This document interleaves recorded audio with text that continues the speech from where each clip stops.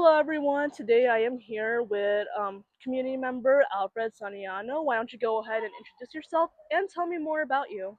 Yeah, sure. So my name is Alfred Signano. I have been a community member here in Historic Filipinotown for essentially my entire life. Um, I have been going to St. Columban also my entire life, and actually, I was spoken about even before I was born because when my mom knew that she was about to have me, she had a bit of a complication, and she wanted to have a novena for me because we were at high risk. I was at high risk of not being born, of just being miscarriaged, actually. So for around a week or so, she did have a novena for me, and that basically gave me the nickname of Anak ng Bayan or Anak ng Simbahan, which literally means child of the church. And lo and behold, my mother and I did survive, and I'm just very thankful that Saint Columban has been there for us ever since.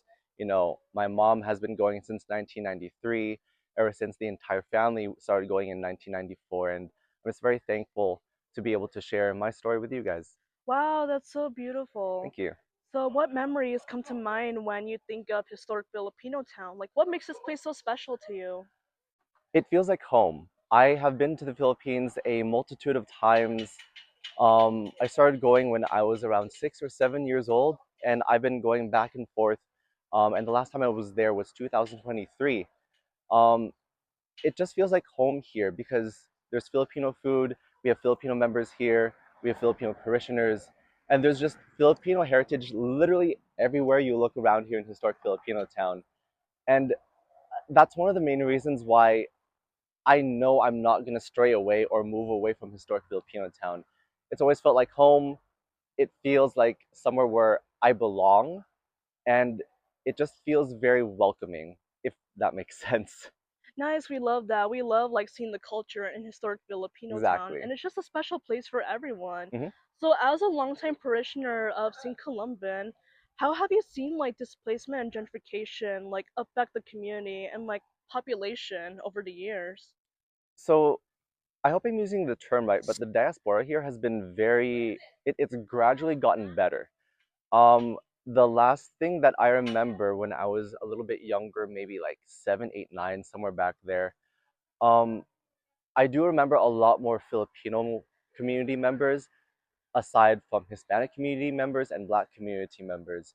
And it felt to me safer, but sometimes things do change. Apartments kept being built, new houses are being built, new establishments.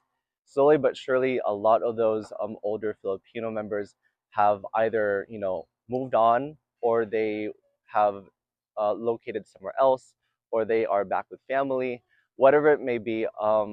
As our population did kind of like, I don't want to say die down, but dwindled down just a little bit. There have been a lot more non-POC members who have established themselves here in historic Filipino town. I'm not saying that it's a bad thing. It's good because now it's significantly more safer, but it I just wish and hope that our tradition here in historic Filipino town will remain the same, even with the gentrification of basically the entire neighborhood. Yes, that just goes to show like you can really see the impacts of gentrification Exactly. on this place. So, and then with that in mind, if you had to name like one of your favorite memories as a St. Columban member, what would it be? This actually happened inside the church. So I believe I was 6 or 7. Everything always happens when I'm younger. But I was 6 or 7, and I was in the front pews of St. Columban, and for some reason I was just standing on one of the pews. My mom was holding me by the waist, and I was singing along with the choir, just belting out the words, just hitting those high notes. As a kid, that's to me impressive. Um, that's such a fond memory for me because I think ever since then I've just been a very active community member in St. Columban, and I think at that moment that's where I pretty much stamped my signature onto St. Columban. Wow, so you were born and raised there, pretty Essentially, much. yeah. We love that. hmm Are you still involved with the church now? Oh, 100%. Again, when I was younger, I was in Knights of the Altar, KOA, and I was there from like maybe 10 to 17, 18 years old. And then after I had reached 18 years old, I moved on to being a lector ever since. And now that I'm about to be 32, it's been that long since I've been reading for the church. And I've always volunteered, making improvements to the church. If other ministries needed help, I would help them out as well. And since my parents and I live so close, we just volunteer at the church wherever we can and whenever we can. Oh, nice. Love that. I love seeing your involvement Thank in the you. church. Like, it really speaks volumes, that as a community member, you want to make sure that you're like always involved in like helping community members Oh, in the yeah. best way that you can. And Yeah. how have you seen like culture preserved at St. Columban over the years? Well, aside from St. Columban, we'll get to that in a bit. I just want to direct your attention to the mural behind me because this is beautiful.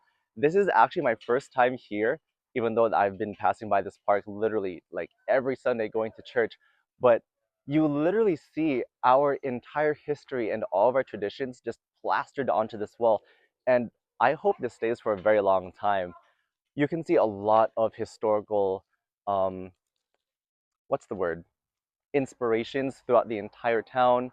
Um, but when it comes to the church, we just unveiled a new Filipino chapel that really encompasses Filipinos as a people and Filipino tradition, as well as Filipino, um, I guess, religion and prayer as a whole, because it's just so beautiful. I don't know if you guys have seen it yet, but um, maybe it'll be flashing here, somewhere on the screen. But it's just so beautiful because you get to see Saint Lorenzo Ruiz. You get to see wow, it is escaping my mind. The Santo Nino, and it's just so beautiful because it's another mural of how we Filipinos come together, how we interact with each other, and what our heritage and tradition means. I mean, I feel like the chapel inside is just a continuation of this mural behind me. Wow, I love that. Thank you. And for those who are watching, hopefully, like, you do get to stop by St. Columban and see that beautiful chapel. Hoping. Hello, everyone. So today I'm interviewing a community member of St. Columban. So why don't you go ahead and tell me more about yourself? Hi, my name is Mariel. I'm 24 years old and I am a proud resident, born and raised in historic Filipinotown. I grew up here and never left. And this community, this neighborhood, has a very special place in my heart due to my different experiences and just feeling like this is home. Yay, we love that. So, what does historic Filipino town mean to you? Historic Filipinotown, there's a lot in terms of the many different things where this place has really grown, and I think it's still trying to grow. It's a neighborhood where, as a kid, I felt like was kind of visible to compared to other communities like Koreatown or Chinatown or even Little Tokyo, where they had like a more established, more visible identity.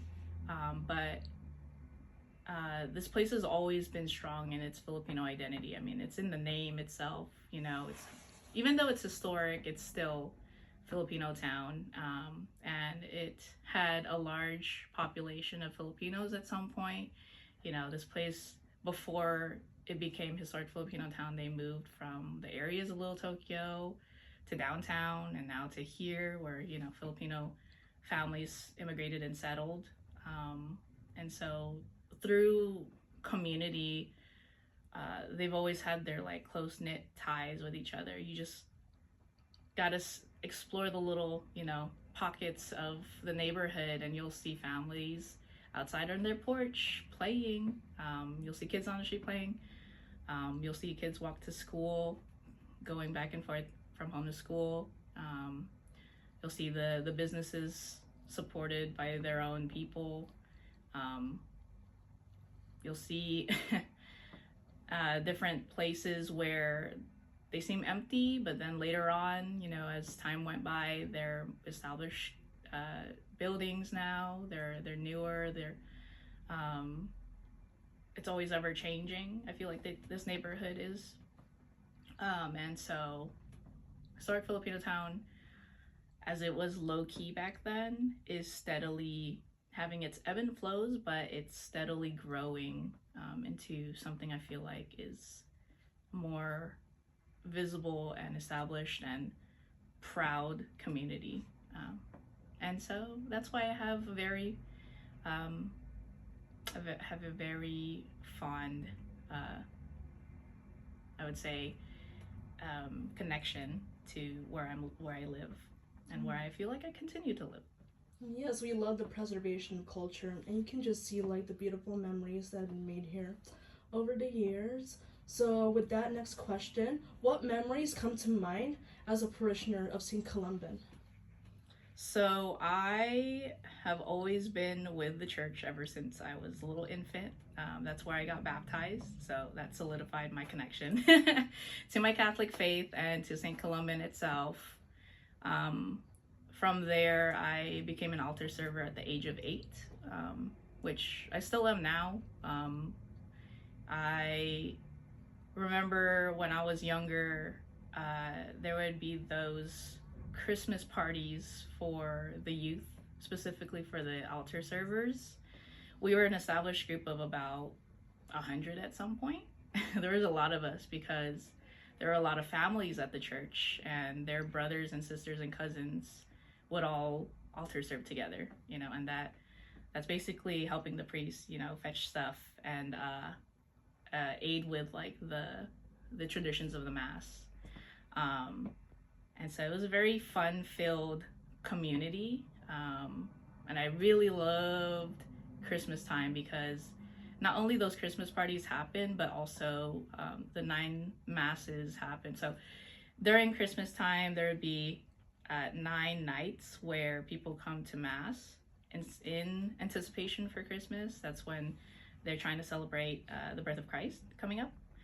And during these 9 nights, there would be different priests coming from different churches because they're formally invited to celebrate the mass, but also give their sermon or their homily, as they call it. And people would really resonate with, the different homilies that these priests have. If you had a favorite priest at the night, you would know. And then the songs of the mass are, in my opinion, really heartwarming because then you feel the Christmas spirit happening. You're celebrating with loved ones, and then you look forward to a nice warm meal afterwards, which we usually do every night. And it was always like an elaborate event because there are literally people, coming to mass, but they're coming from different churches too because they know it's a big deal during this time. So even though our church accommodates like about 300, 400, 500 people, maybe less, it would be packed. Like the parking lot would be full. It would be like a traffic jam at some points, but that's because they really look forward to celebrating Simbang Gabi, and also looking forward to the food that they have downstairs because it's just a really nice touch of being together with community and celebrating the holidays and celebrating the birth of Christ together. So just a really heartwarming event. It's done every year, so that's why I look forward to it every year. And that's like one of the big things that St. Columban has are those annual traditions, those fiestas, those they are almost like kickbacks, but in a religious way. And it really shows the spirit and the pride of Filipino culture because it really St. Columban is technically the first Filipino church, Catholic church in SoCal, I want to say California. Maybe even the whole United States, but don't fact check me on that. And so just being together and really having that sense of community, that kapwa, that togetherness, and supporting each other and celebrating faith together is really impactful to my childhood and my upbringing as someone who goes to St. Columban and is actively going there still to this day. Oh wow, that's so beautiful. You can really see like just Filipinos coming together, just being near community and unity. And I just really love that. So thank you for sharing that. So next question is, what makes this place feel like home to you? Historic Filipinotown as a whole, I noticed that every time I'm walking down the street in the neighborhood or driving around, there, as much as this place has changed from like empty lots or abandoned buildings to more established businesses like HiFi Kitchen, used to be empty. That's one thing. The apartments over at Temple, right in front of Dollar Hits, those are called the Cactus Apartments. That used to be a big empty lot for the longest time. And, there was only maybe one event that kept it alive per se, and that was like a neighborhood carnival, but it only lasted maybe a couple years. And even then, when I was super little, I wasn't allowed to go there because it was considered dangerous. But it really wasn't, now that I think about it. It might have been just my parents. But, like years later, people are actually investing in this community, and that's great to see. We just find a lot of, pros and cons to that, because, we do want to keep the neighborhood alive. We do want businesses to thrive, but we also have to think about like who's living here and who can afford to live here, and all the implications of these establishments coming in. But that feels like home to me because I am seeing like these foundational establishments like the Temple Plaza, where they have Temple Mart, and Dollar Hits, which used to be Nana Gloria's years ago. Those are still there. They're still thriving. That makes me happy to see. It makes me feel like I'm still home, because that hasn't really changed, even though they've had changes. Like the neighboring schools. Like I used to go to Vista Charter Middle School. That's still there, and they're improving. They actually opened up sister schools around the area. So that's really great to see. That feels like home to me. Of course, my parish church, St. Columban, still being there, still being one of the most significant third spaces in my community that I'm involved with.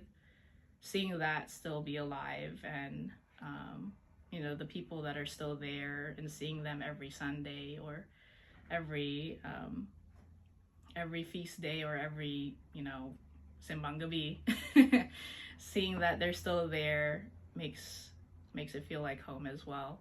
And of course, seeing the different legacy organizations like SIPA, FASTG, FACLA, PWC, Filipino Workers Center, and all of the above in terms of the small businesses and the establishments here. They feel like home because they've always been a part of the community, and if anything, as the years go by, they're pushing out more activities to gain more visibility, to spread more awareness of HiFi and the Filipino identity, and to be more inclusive within the community and to help the community out. And that also feels like home to me. We love that. So you're basically like a HiFi native, HiFi local, born and raised here. Very proud, very proud. Love it, love it. So next question is, how has displacement and gentrification affected the St. Columban community over the years? And what changes have you noticed? So, as a kid, as I said, I was a part, and still am a part, of the altar server group over there. Back then, we used to call it the Knights of the Altar, because that was carried on from, I believe, the Philippines. The Philippines had something similar, and so they established that group over at St. Columban, and it was led by you know, a leader. His name is Lloyd. Shout out to Lloyd, wherever you are. Morris knows him. And so, you know, there used to be like rules and discipline and different you know, guidelines on how to be like a proper altar server. Like, you have to come on time, you have to you know, make sure that you're respectful to your other peers, to the priest, to other parishioners. You have to do your job well, you know, you have to listen, pay attention, kind of like school, but preparing you for the real world in terms of like almost having a job in a way, because you are serving, you are there to assist the priest and assist with the different tasks you have to do during the mass. So it was kind of a big deal, and it's still kind of a big deal too, because it's the same thing, but just more relaxed. But before, it was very strict. Like, you would have like this 3-strike rule, and then you'd kind of have to like make up for it, you know. But anyway, I digress. So anyways, there used to be a lot of us as altar servers back then. Like I mentioned, there was like over 100, maybe even more, and that's because it was very family oriented. So cousins and brothers and sisters and, you know, other relatives would join in and serve with each other. But as I got older, I noticed that families started to move out, not come to St. Columban anymore. I didn't know why. Maybe it's because they were busy with stuff. Maybe they had other priorities. You know, some people went to college, so you didn't, you know, there was a rule where once you turn 18, then you start to move to other ministries, such as like being a lector, which is reading the readings, or joining a choir, or being a Eucharistic minister, which is the person who hands out the communion along with the priest. I noticed that, you know, those kids who grew up went to college, so they didn't participate in an altar server group anymore, or they actually really moved to other faraway places like the Valley, or the East Side, like Covina, and or down, or like Cerritos or something. So the number of parishioners went down, and you know, during especially like the time of COVID, I guess that really took a hit on the church, where people are scared to get in, you know, to be infected with the virus. And I mean, that's very understandably so, because of course you want to prioritize health, and it's hard to do that when you're in close proximity with your community. And as much as you want to participate and go to mass and really be in the presence in the church, it's like you have to decide between, you know, your life or, you know, your faith. And in some ways it's hard to intertwine, especially during that time. So the number even went down during that time. You know, other parishioners have passed away, so that just comes with the territory of, you know, life. And then they're, you know, like living in the area is also very expensive. So I can see why, you know, it might not be feasible to go to church. Some people have to really work to afford where they live. So you might not see them on the weekends, or, you know, they might not even come to church anymore for that reason. And so, yeah, I've definitely seen the numbers go down. So that means, you know, the church that is funded by the people, that financial support also starts to go down. And so the church has to really strategize in their budgeting and what they want to improve in their church. You know, if there's like you know, if the AC is down, then, you know, it's going to take a longer time to like recuperate funds from fixing it. Or if they even go to fixing, you know, those things, then it might take a while because the money's not there. And I mean, in addition to that, with less people coming to the church, comes with there being less people during these annual traditional events like Simbang Gabi, where, as I mentioned before, there would be people literally standing on the sides of the pews because there's not enough seats to accommodate everyone. Now it's like, oh, there's already just enough seats for everybody. So you know, it is kind of like, that's just how things are. That's how you know, really times have changed because of all these impactful events to the community. But you know, it'd be nice to have, you know, more people come, or more new faces come and really support the community, because then you would see like a more vibrant community aside from the ones that just live here. You know, like, you notice at church, a lot of the people who serve and work on the events are getting older. So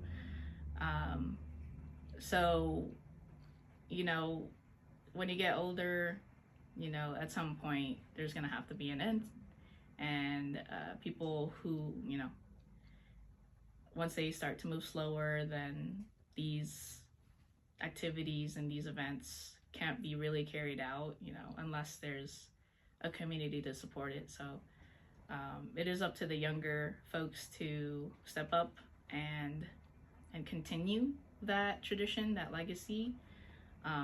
But at the same time, we would just need more people to be in the community and be willing to participate.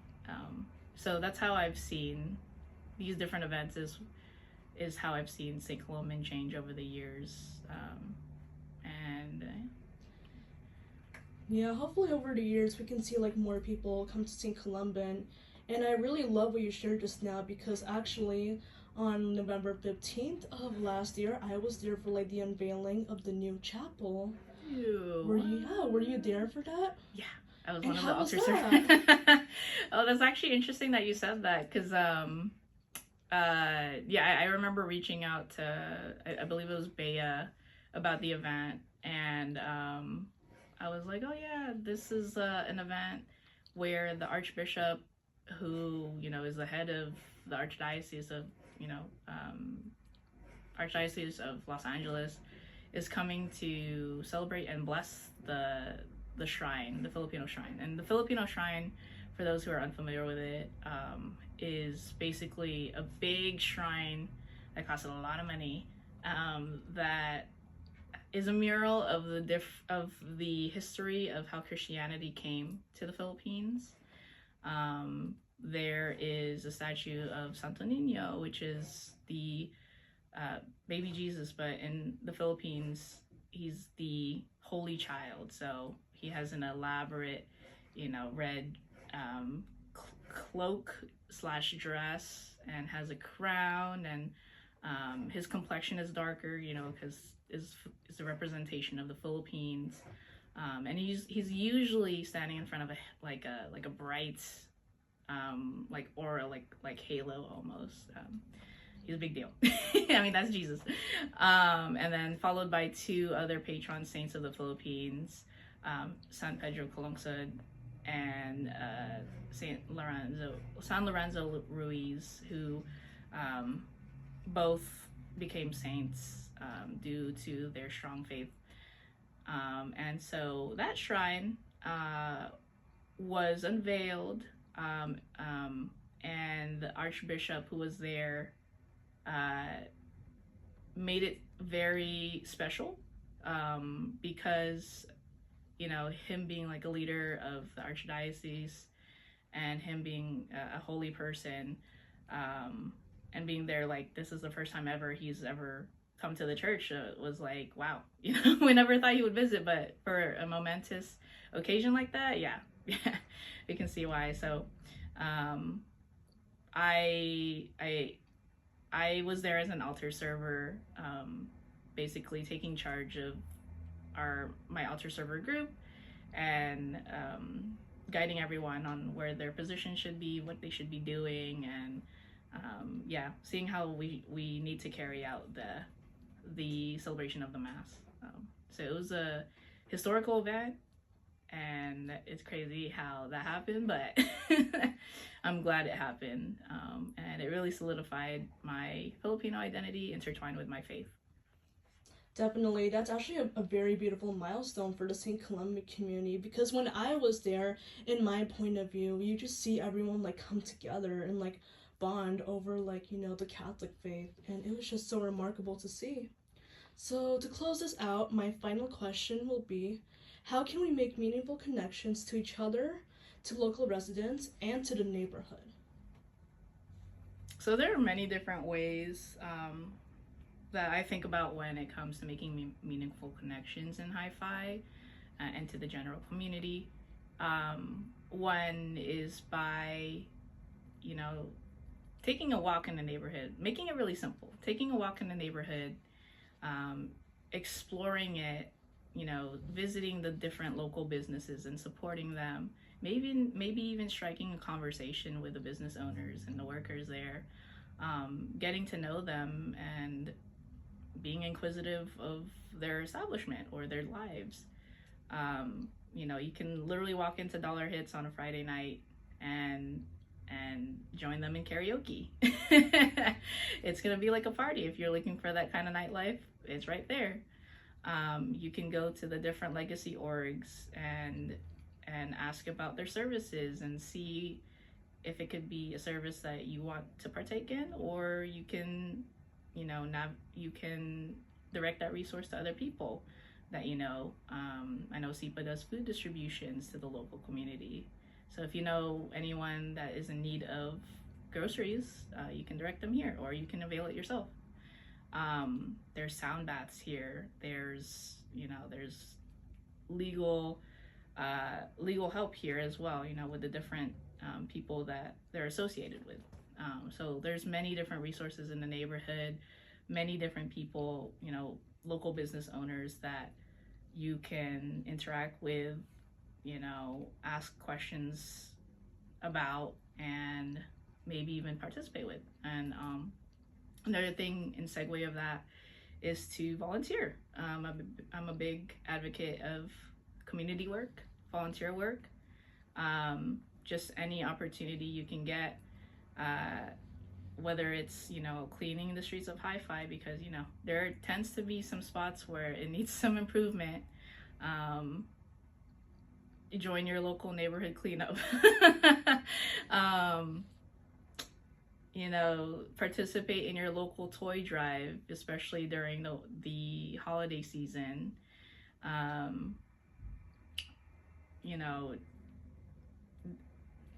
Do what your interests align with, and whatever you're interested, I'm pretty sure there is a type of activity or event that will be in this neighborhood. If you're into the arts, then there are different types of art programs, that aren't just associated with the legacy orgs. I mean, there is also an art studio like down Beverly. You can do ceramics.